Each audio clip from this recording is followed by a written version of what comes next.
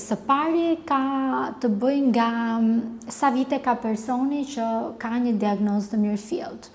Bëhet fjalë për një çrregullim të mirëfillt të ankthie. Së dyti, çfarë hapash ndërmerr ky person për t'u shëruar? A mjekohet pa diskutim që shkenca ka vërtetuar se marrja e medikamenteve për ankthin nuk të shëron nga ankthje.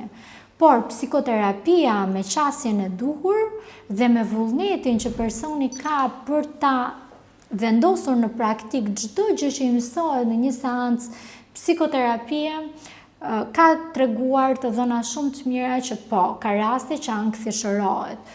Por asnjë terapist nuk ka shkopin magjik nëse personi që e kërkon këtë lloj shërbimi apo vuan nga ankthi nuk angazhohet në mënyrën më të mirë të mundshme për të vënë në praktik gjithçka që mëson brenda një seance.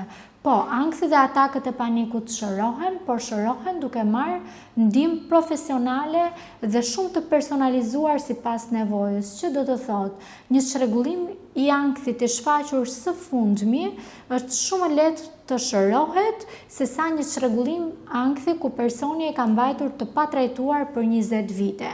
I thon 20 vite dhimbje, i thon 20 vite akumulim dhe duhet të gërmojmë për 20 vite për të kuptuar shkakun fillestar, për ta nxjerrë në sipërfaqe, për ta pranuar dhe për ta shëruar atë.